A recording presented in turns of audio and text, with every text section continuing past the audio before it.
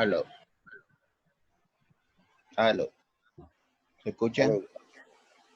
Buenos días. Vamos a ver. Un momento. Ya ve.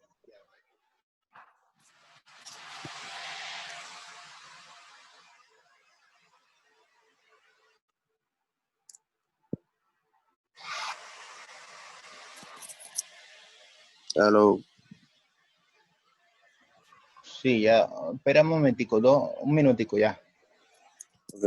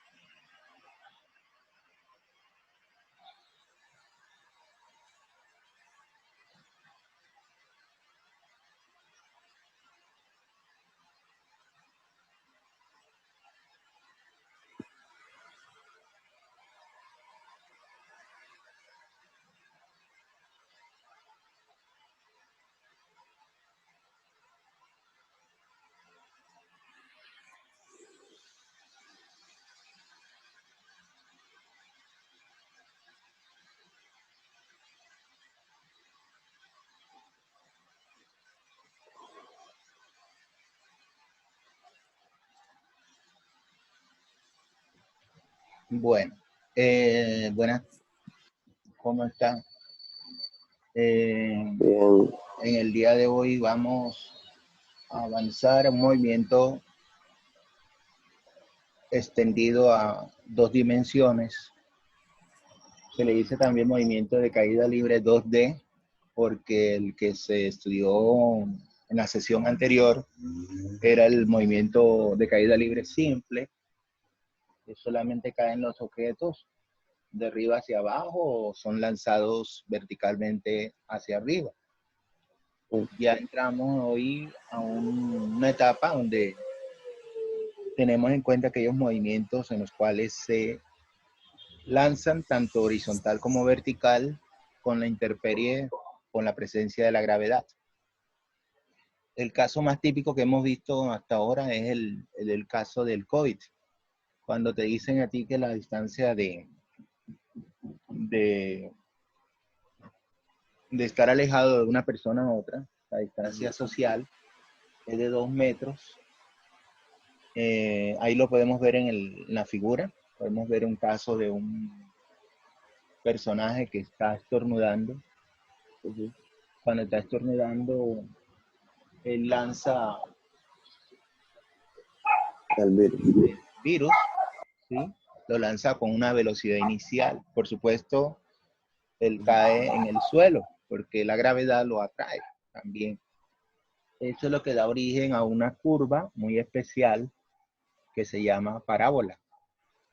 Ahora, bien, la idea es que si no existiera la gravedad, al él toser, el virus seguiría en dirección recta. O sea, como algo así como veríamos aquí, seguiría en línea recta de esta manera. Pero como hay presencia de la gravedad atrae precisamente, haciéndolo caer hacia el suelo. Esa es la razón precisamente que los con esto describen mediante un modelo matemático que se llama parábola y se aprovecha, de acuerdo a ese movimiento, darle el nombre de movimiento parabólico.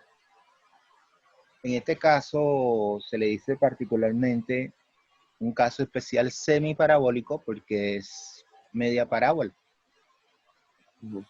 Ahorita vamos a ver uno donde ya se ve completamente la parábola y donde se aplica cada uno de ellos. Entonces, elementos esenciales, la altura de donde se lanza, donde es lanzado, donde está tosiendo el personaje, hay una altura, hay un alcance máximo, que es hasta donde logra alcanzar el virus a caer. Eso es lo que le decimos X.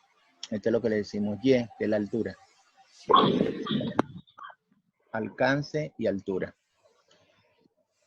Sale y debe salir con una velocidad inicial. Y dependiendo de la velocidad inicial, puede caer más cerca o puede caer más lejos. Si tose con menos fuerza, con menos esfuerzo, al que vemos en la figura, ¿qué pasará? ¿Caerá el virus más lejos, más retirado o más cerca del personaje? Más cerquita. Más cerca. Entre más impulso le dé a la velocidad inicial, es más propenso a que se pegue el virus a los demás. Entonces, estaría rompiendo la distancia social. Ya no debería ser 2. Y eso que estamos considerando de que el aire no se está moviendo en este caso de estudio. Pero en la realidad sí se está moviendo el aire. Pues por eso hay corrientes de aire. Por lo tanto no se va a cumplir. Entonces, lo que vamos a entender hoy es que en la naturaleza los movimientos nunca están separados, sino que siempre ellos están combinados o están unos superpuestos con otros, de los más simples. Los más simples los estudiamos en el apartado anterior. Entonces, los más simples fueron el del movimiento rectilíneo uniforme con velocidad constante y el de caída libre, que era con aceleración de la gravedad, que vale 9.8 metros sobre segundo al cuadrado, se redondea a 10, que fue lo que se vio en el tema anterior. Entonces, de esa combinación surge la idea de que el movimiento es combinado. Cada uno de estos movimientos funciona de manera independiente y funcionan con sus propias leyes. Por eso a esa curva le daremos el nombre de parábola. Y por eso, de acuerdo al nombre de la parábola, se le da el nombre de parabólica. Y tendríamos entonces dos movimientos, semiparabólico y parabólico, para estudiar. Eso sería lo que sería esta guía. Bien, vamos a ver. ¿Qué nos hace recordar en muchos casos de la vida cotidiana el movimiento parabólico? Por ejemplo, cuando vamos al estadio de fútbol y observamos un partido, o se golpea la pelota en béisbol, o se patea el balón debe patearse y por supuesto la idea de hacer el pase es que el balón se eleve. No puedes hacer necesariamente un pase bien hecho si el balón lo golpeas hacia abajo, porque hay muchos contrincantes, entonces se dificulta el pase. Lo más seguro es hacer un buen pase, pateando el balón con un ángulo que le vamos a decir el nombre de ángulo de elevación. El otro ángulo se le llama de depresión, que va siempre hacia abajo. El que utilizamos siempre es el de elevación, tanto en el béisbol y en todos los deportes. Por eso la física está muy relacionada con los deportes. Hay deportes como en el voleibol también. Se ve este movimiento particular. En el ping pong, el tenis de mesa. No sé si conoces el de tejo, si lo has escuchado hablar. ¿Cómo es ese tejo? Se tira precisamente con relación a una distancia donde se mira la puntería. Y así me recuerda el deporte de lanzar flechas. Yo no puedo lanzar una flecha directamente, tengo que calcular más o menos un ángulo de elevación de tal manera que pueda acertar en el blanco. De lo contrario, ahí perdí. Y ahí está la importancia de conocer las reglas del juego para poder ganar y no perder, que es lo que desafortunadamente a veces ocurre.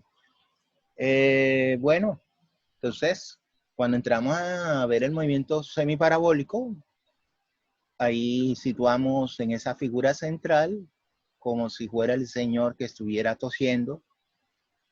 La esfera azul que vemos allí es como si fuera el virus. Y eso sería de pronto las trayectorias o los distintos movimientos que está cumpliendo el virus en la medida que va avanzando a la derecha y a la vez que va cayendo. Entonces son dos características. Ahí las vemos que están relacionadas precisamente con la independencia del movimiento. Entonces, el que de caída libre, que sería el verde, y el rojo, que sería de movimiento rectilíneo uniforme. Sería el horizontal y el otro de caída libre sería el vertical. Al combinar los dos nos daría la forma o posición donde estaría el virus en 2D. Eso es lo que estableció Galileo Galilei y lo que nos enuncia a nosotros ahí al lado, el principio de independencia. La careta está diciendo cuál es ese principio de independencia. Le dice que cuando un cuerpo es sometido simultáneamente a dos movimientos, cada uno de estos se cumple como si fuera independiente. De acuerdo a esas características, se establecen unas modelaciones, unas fórmulas, que son las que vemos allí resaltadas en amarillo. Esas fórmulas tienen su relación para calcular para el eje X, por ejemplo, la distancia, X igual a velocidad inicial por el tiempo, o para el eje Y, que la ecuación de partida es esa Y igual a velocidad inicial por tiempo más gravedad por tiempo al cuadrado sobre 2. Y viene siendo la altura, BI, la velocidad inicial, T es el tiempo, gravedad, que es la G, y como el movimiento es dejarlo caer, entonces la velocidad inicial por el tiempo se puede asumir que es 0, lo que nos quedaría resumida la segunda ecuación, a la altura es igual a la gravedad por tiempo al cuadrado, como lo vemos allí.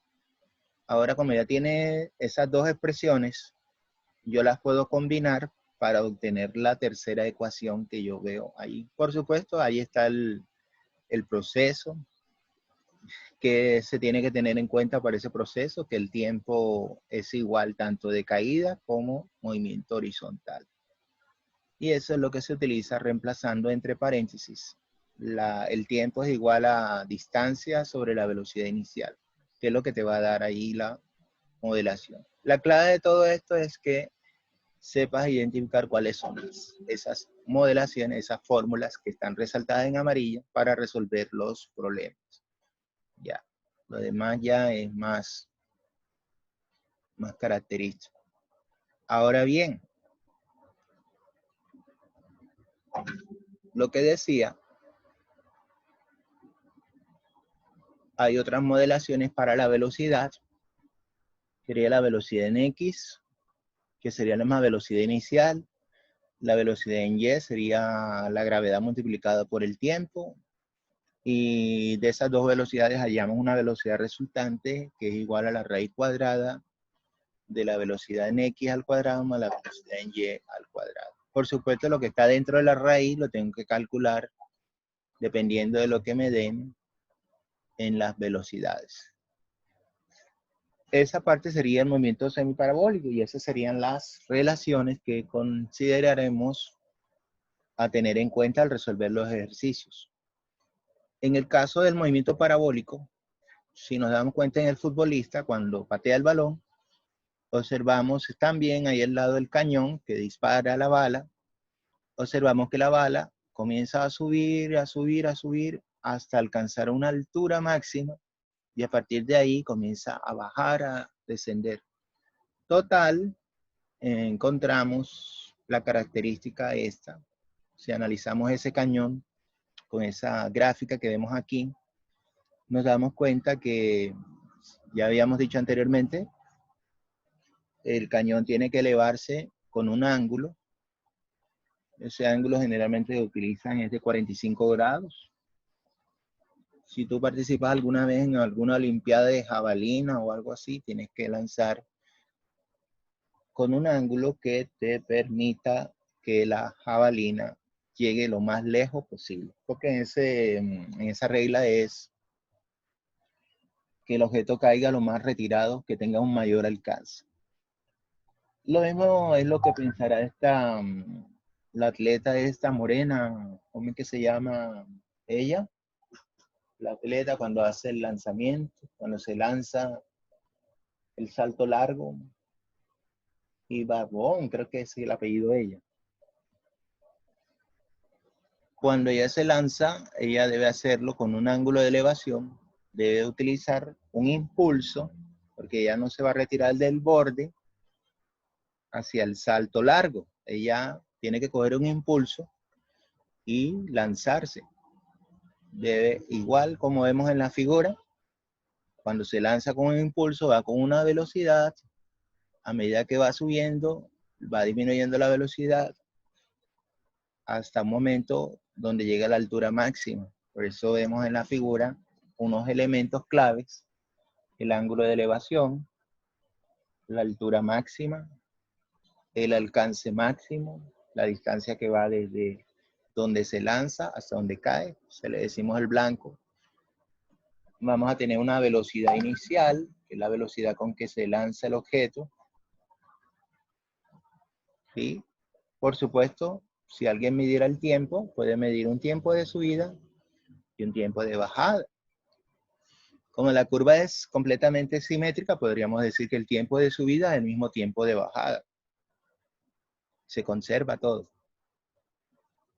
Y de acuerdo a lo anterior, se plantean las modelaciones correspondientes al movimiento parabólico. Ahí vemos el caso de esta deportista de salto largo, se me escapa el nombre, Ibarbón, Catherine creo que se llama.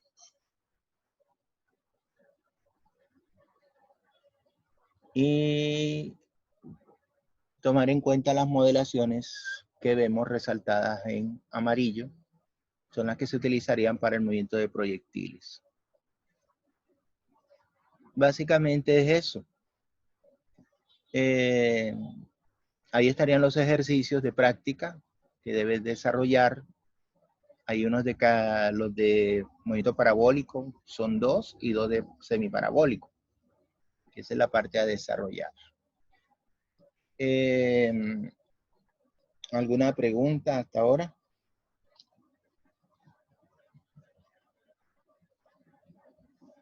¿No hay preguntas?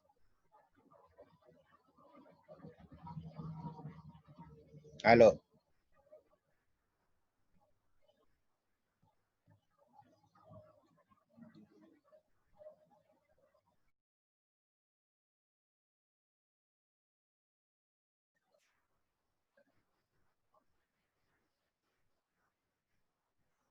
Bueno, de igual manera, tengo preparada la temática. Sea que estés o no estés, porque no me ha respondido, vamos a escuchar eso. Movimiento semiparabólico. Un semiparabólico, como lo dice la palabra semi, basta. Un movimiento parabólico. Si el movimiento parabólico completo sería así, ahora tengo una pelota que va a ser lanzada desde lo alto de un edificio horizontalmente y describe una trayectoria que es la mitad de un movimiento parabólico. Entonces, el problema es el siguiente. Se lanza una pelota horizontalmente desde la parte más alta de un edificio de 24 metros de altura, con una velocidad de 3 metros sobre segundo.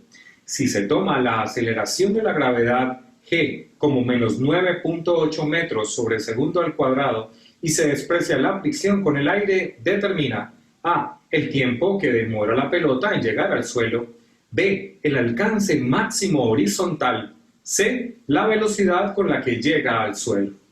Entonces, si vamos a determinar el tiempo que se demora la pelota en llegar al suelo, al lanzar una pelota, esta pelota horizontalmente desde la altura de un edificio de 24 metros, con una velocidad horizontal de 3 metros sobre segundo, ella, por la aceleración de la gravedad, va a describir una trayectoria semiparabólica. Su altura Con respecto al suelo, si asumimos que en el suelo y es igual a 0 metros, entonces su altura, la altura que ella va a tener con respecto al suelo, la posición final es igual a la posición inicial más la velocidad inicial en y por el tiempo, o velocidad inicial vertical más un medio de la aceleración de la gravedad por el tiempo al cuadrado. Entonces, ¿cuál sería cada uno de ellos?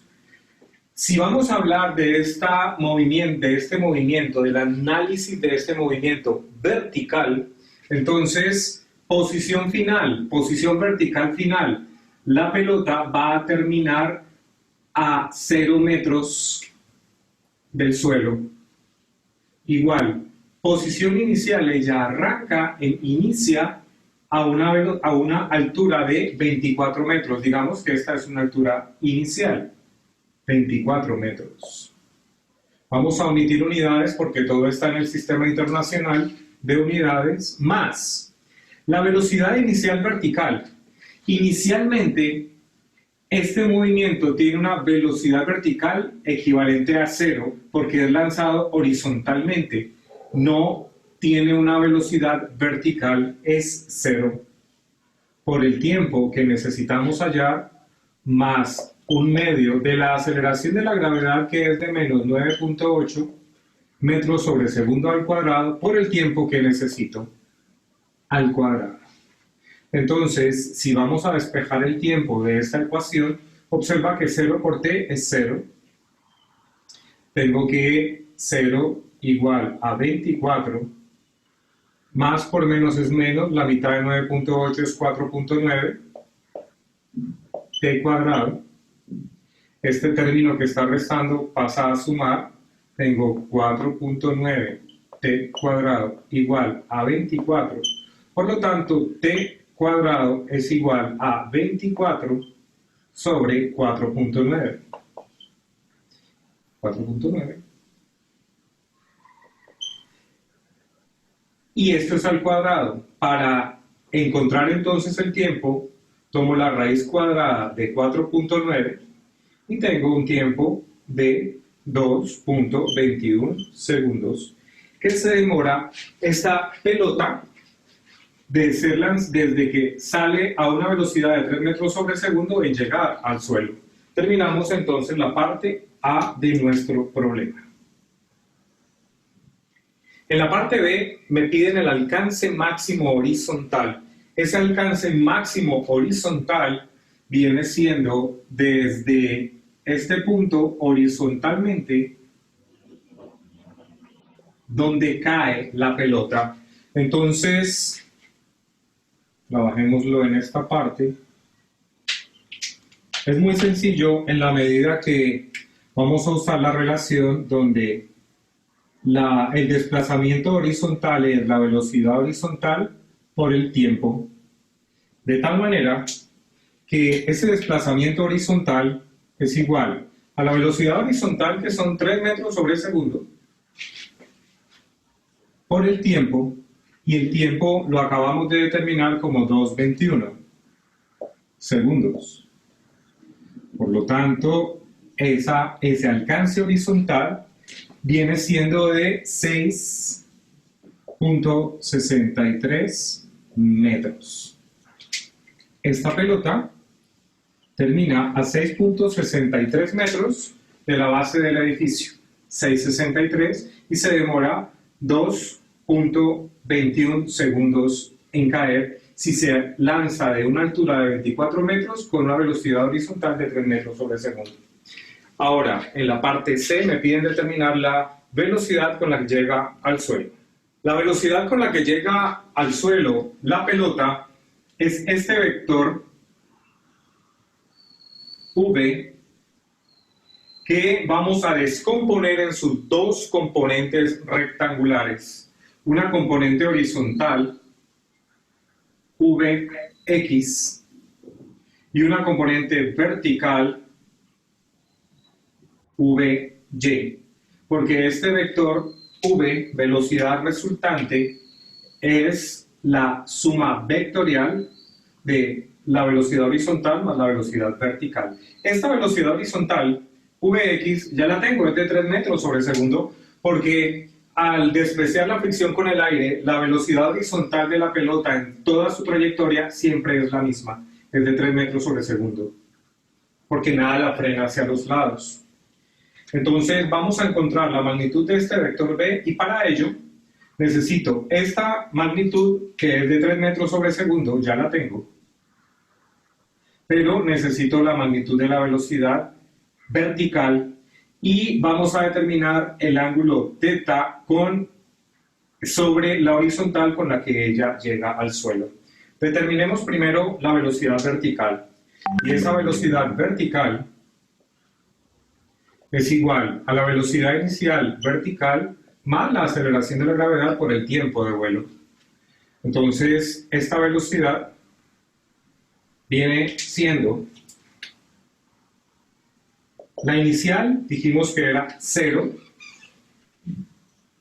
la aceleración de la gravedad es de menos 9.8 y el tiempo de caída, ya lo determinamos, fue de 2.21 segundos. Por lo tanto, esta velocidad en Y, la velocidad vertical con la que llega al suelo es de menos 21.66 metros sobre segundo. Esta es nuestra velocidad final vertical. Entonces vamos a utilizar el teorema de Pitágoras para determinar esta velocidad V, que viene siendo la hipotenusa de este triángulo rectángulo. Por lo tanto, esta velocidad es la raíz cuadrada de la velocidad horizontal, que es 3 metros al cuadrado, más la velocidad vertical, que es menos 21.66 al cuadrado. Esta velocidad es de 21.87 metros sobre segundo. Esta es la magnitud de la velocidad con la que esta pelota llega al suelo. Y finalmente, determinemos el ángulo θ utilizando la arco tangente o la tangente a la menos 1, donde ese ángulo θ es la tangente a la menos 1 o arco tangente de su cateto opuesto, que es la velocidad en Y, o velocidad vertical, sobre su cateto adyacente, que es la velocidad en X. Este ángulo entonces es la tangente a la menos 1 de la razón entre menos 21.66 y 3. Θ entonces es un ángulo de menos 82.11 grados. Con esto entonces he terminado nuestro ejercicio, nuestro problema. Este es el ángulo con el que llega la pelota al suelo. Bien, espero haberte podido servir con este problema de movimiento semiparabólico. Suscríbete a mi canal, profesor Sergio Llanos. Escribe tus comentarios. Esa sería la primera parte. Salsa de tomate Fruco, hecha con ingredientes que sí conoces. Tomates, ¿Aló? ¿Sí estás ahí? especias, azúcar, sal y vinagre. Sin aditivos ni conservantes. Me dio la impresión de que habías dejado eso solo ahí. No, lo había silenciado, pero no, ni... Hola chicos, yo soy Jorge de Matemóvil y el día de hoy vamos a estudiar el movimiento parabólico de caída libre. Es un movimiento parabólico porque la trayectoria que describen los proyectiles es una curva llamada parábola. Y es de caída libre porque los proyectiles se mueven únicamente bajo la influencia de la gravedad una vez que son liberados. No vamos a tomar en cuenta el aire y la resistencia que éste ofrece. La aceleración debido a la gravedad es constante a lo largo de todo el recorrido del proyectil y siempre apuntando hacia abajo. Trabajaremos con un valor promedio de 9,8 metros por segundo cuadrado, aunque puede que en algunos ejercicios vamos a redondear este valor a 10 metros por segundo cuadrado para mayor facilidad. Eso sí, hay que tener en cuenta que en los ejemplos y ejercicios que vamos a realizar a continuación, vamos a despreciar al aire y la resistencia que este ofrece, así como a la rotación de la Tierra y a la curvatura de la misma. Y ejemplos tenemos un montón. Como cuando estás en el campo de batalla, ves al enemigo y vas con fuego. Copiado, ya estoy dando la vuelta. El movimiento que acaba de realizar el proyectil es un movimiento parabólico de caída Y libre. este también, mírame. El movimiento parabólico de caída libre es un movimiento compuesto, porque está formado por dos movimientos que se realizan al mismo tiempo. Es como un 2x1, ¿sí? Vamos a lanzar una vez más nuestra Pokébola y a continuación vamos a colocar allí su velocidad inicial, V sub 0, la velocidad inicial con la cual sale disparada nuestra Pokébola, nuestro proyectil. Muy bien. Y vamos a descomponer esta velocidad de manera horizontal y de manera vertical. A la componente horizontal de la velocidad inicial la vamos a llamar velocidad inicial en X, V sub 0x. Y a la componente vertical de la velocidad inicial la vamos a llamar V sub 0y, velocidad inicial en Y. Muy bien. A continuación vamos a realizar la proyección de nuestro movimiento parabólico de caída libre de manera horizontal. Sí, de manera horizontal. Y cuando realizamos la proyección de nuestro movimiento parabólico de caída libre de manera horizontal, y lo vamos a ver allá abajito, ¿qué movimiento vamos a obtener? Vamos a obtener un movimiento rectilíneo uniforme. Muy bien. Entonces, allí vamos a obtener un movimiento rectilíneo uniforme. Y ahora vamos a hablar acerca de la componente horizontal de la velocidad. Solamente vamos a hablar acerca de la componente horizontal de la velocidad. Ajá. ¿Cuál es la característica del movimiento rectilíneo uniforme respecto a la velocidad? Uniforme la velocidad. La velocidad nunca va a cambiar, permanece constante, siempre va a ser la misma a lo largo de todo el recorrido del móvil. Pero ojo, estamos hablando acerca de la componente horizontal de la velocidad. Nunca va a cambiar, siempre va a ser la misma a lo largo de todo el recorrido del móvil. Sí, una vez más, nunca va a cambiar. Yo creo que ya te lo aprendiste.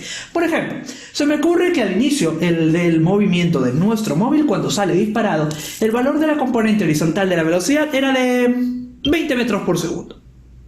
Entonces, a lo largo de todo el recorrido del móvil, el valor de la componente horizontal de la velocidad va a ser de 20 metros por segundo. Nunca va a cambiar.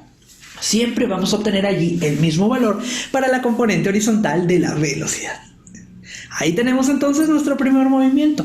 Cuando realizamos la proyección de nuestro movimiento parabólico de caída libre de forma horizontal, vamos a obtener un movimiento rectilíneo uniforme. Ahora vamos a proyectar nuestro movimiento parabólico de caída libre, pero sobre la vertical, de manera vertical. ¿Y qué vamos a obtener cuando realicemos esta proyección? Allí vamos a obtener otro movimiento. Vamos a obtener un movimiento vertical de caída libre. Sí, ahí vamos a obtener un movimiento vertical de caída libre. Y ahora vamos a hablar acerca de la componente vertical de la velocidad. ¿Cuál era la característica del movimiento vertical de caída libre respecto a la velocidad? Allí sí que la velocidad va a cambiar. Sí. Entonces, el valor de la componente vertical de la velocidad va a ir cambiando a lo largo del recorrido del móvil, gracias a la aceleración de la gravedad. ¿Sí? Cuando el móvil sube, su rapidez va a ir disminuyendo. Es por ello que puedes ver que la flechita de la que representa a la componente vertical de la velocidad va a ir disminuyendo, hasta que el móvil llega al punto de altura máxima, en el cual la componente vertical de la velocidad es igual a 0. Pero ojo, la componente vertical de la velocidad es igual a 0 allí, en el punto de altura máxima, cuando el móvil ya no puede subir más. Muy bien. A continuación, el móvil va a ir bajando, y cuando el móvil baja, su rapidez aumenta gracias a la aceleración de la gravedad que siempre apunta hacia abajo. Entonces esta rapidez aumenta, y puedes ver allí como la flechita va aumentando su tamaño conforme el móvil baja. Entonces no te olvides, cuando el móvil va subiendo, la rapidez disminuye por efecto de la aceleración de la gravedad que apunta hacia abajo. Y puedes ver ahí cómo la flechita que representa la componente vertical de la velocidad va achicándose, hasta que el móvil llega al punto de altura máxima, en el cual el valor de la componente vertical de la velocidad es igual a 0. Pero ojo, ese es el valor de la componente vertical de la velocidad. La componente horizontal, no, esa no es 0. Esa sí que permanece constante a lo largo de todo el recorrido del móvil. El valor que es 0 es el valor de la componente vertical de la velocidad. Y conforme el móvil va a ir bajando, la rapidez aumenta, la flechita aumenta su tamaño. Muy bien. Por ejemplo, se me ocurre que al inicio del recorrido de nuestro móvil, cuando la Pokébola es disparada, el proyectil es disparado, el valor de la componente vertical de la velocidad es de 20 metros por segundo, ¿sí? Conforme el móvil va a ir subiendo, el valor de esta componente va a ir disminuyendo, hasta que el móvil llega al punto de altura máxima, en el cual el valor de la componente vertical de la velocidad va a ser igual a 0. Luego el móvil va a ir bajando y el valor de su rapidez aumenta. Y tenemos por aquí más o menos el mismo gráfico con el cual veníamos trabajando. Una Pokébola realiza un movimiento parabólico de caída libre y tenemos a la Pokébola en diferentes ubicaciones a lo largo de su trayectoria. En cada uno de los puntos podemos ver a la velocidad de color negro. Perfecto, y esta velocidad ha sido descompuesta. Podemos ver de color rojo a la componente horizontal de esa velocidad y de color azul a la componente vertical de la velocidad en cada uno de los puntos. Vamos a centrarnos aquí en el punto de partida, en el cual la Pokébola sale disparada con una velocidad inicial v0. De este ladito tenemos a la componente horizontal de la velocidad inicial v0x y de este ladito a la componente vertical de la velocidad inicial v0y. Muy bien.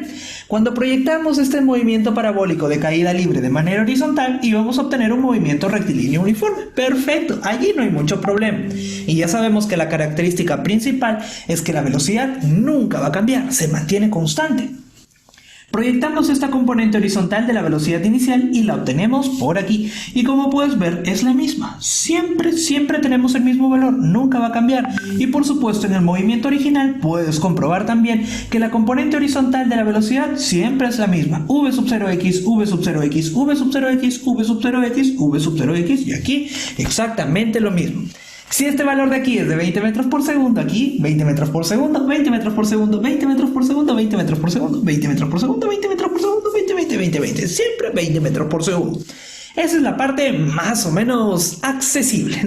Fácil tampoco es, ¿eh? No nos vamos a engañar. Las cosas se van a complicar un poquito cuando realizamos la proyección vertical de este movimiento parabólico de caída libre, porque cuando realizamos la proyección vertical, ¿qué vamos a obtener? Allí vamos a obtener un movimiento vertical de caída libre. Ya sabemos que aquí la trayectoria es completamente vertical. La parte de bajada la colocamos un poquito a la derecha para que las imágenes no se vean feas y no se superpongan. Atención ahora con las propiedades del movimiento vertical de caída libre. Hay que recordarlas y las vamos a utilizar siempre en los problemas. Mira, primera propiedad. Nuestra Pokébola va a subir. Pero en su altura máxima, la velocidad instantánea va a ser igual a 0. Ojo, estamos hablando acerca de la componente vertical, ¿eh? Trabajamos aquí con la componente vertical de la velocidad.